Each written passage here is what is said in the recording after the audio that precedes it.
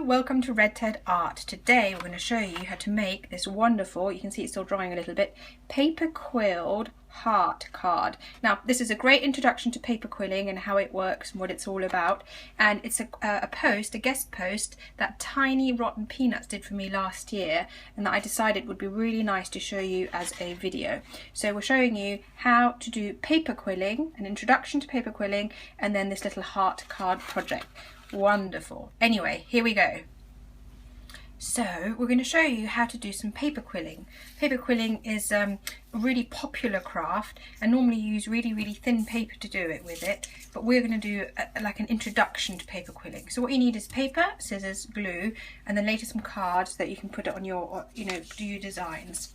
So in order to do paper quilling, you will need strips of paper. Now I'm cutting here freehand about 1 centimetre strips.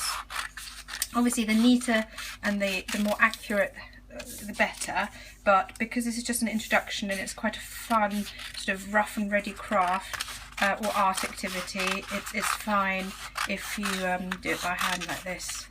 Now these are quite long strips, and the longer your strip the bigger your quill. Like this one's a long strip, there's a long one over here, but with paper quilling it's actually quite nice when the quill itself is quite tight, so we use smaller pieces. And when you use the sort of the professional paper quillers, they'll buy a special paper that's really thin and really long strips, and they've got special tools and they kind of glue and stick as they go along. But I'm just going to show you a quick and easy version. So now you've got your pieces of paper. What you need is something like a thin paintbrush, or you could use a toothpick. And you take your piece of paper and then you wrap it around the end or top on this one, and then you keep rolling. I actually find it easier to start off like this and then to just wrap it around like that.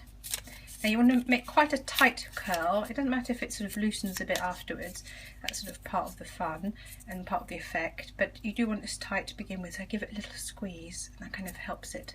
And there you have your first little paper quill. Let's do another one so you can see how that went. So take your paper, wrap it around, there we go, and then just roll. Now if you're doing paper quilling in inverted commas for real, you have this little tool where you kind of stick, you keep your paper quill on it, and you have a little mat that you kind of pin your quills to help you go round and round. But this is just the introduction, isn't it? And to be honest, I think it looks really effective. There we go, another little quill. So now you've got your quills. Here's some we made earlier. So to make this many, we used about 3 half sheets of A4. Now you can start to assemble it into a pretty card. So here we go. So let's make some space actually. Move this over. There we go. You've got your quills. We might have to do a few extra, who knows, so let's keep that paper handy. So now we're ready to make our card. Now we're going to make a heart card, which is perfect for wedding day, an anniversary, or even Valentine's. Now we cut out an extra 2 red strips. I think these are about 15 centimetres long, but really it depends on your card and how thick your card is. Now we're going to get a bit of glue. So I've got my glue off camera here. It's sticking to everything. Right, I like to use my glue with a little craft stick. I just find it a bit easier. And I'm going to use the glue. And this is a bit fiddly, but I wanted to show you on camera and not just have it. And here's one I did earlier because I did want to show you how it's done. So you kind of try and get the glue on the edge of the paper. Don't worry if you get glue on the inside, because to be honest you're going to use that anyway in a minute to glue down your paper quills. So now try and get a heart shape, get it centered. Let's see, so on my card that's reasonably centered, and position it, maybe put more glue on that end. There we go, that looks good. And then we're going to do the other end. Now if it keeps sort of popping away like you saw, don't worry, don't panic, it's just whilst the glue is setting, and we can just pop it back in place whilst the glue gets tacky. Oh, And again, don't worry about that extra bit of glue because we're going to use that anyway in a minute. Here we go. A nice little paper heart. So you can see where this is going already, can't you? Doesn't that look nice? So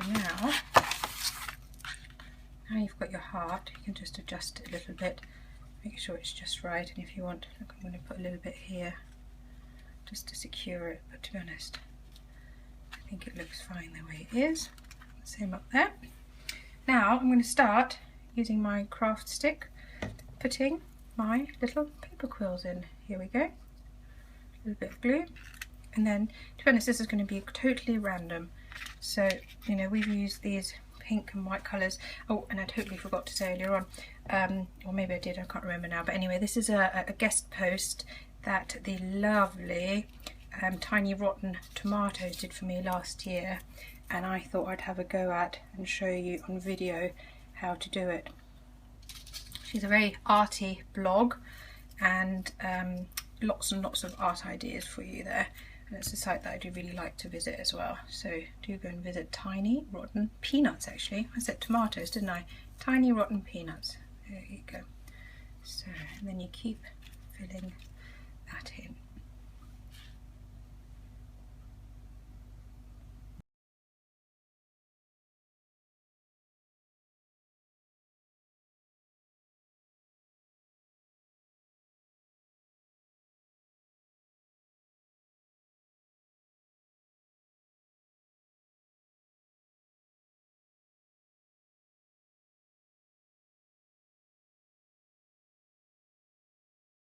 And now you have your little paper quilled 3D heart card finished.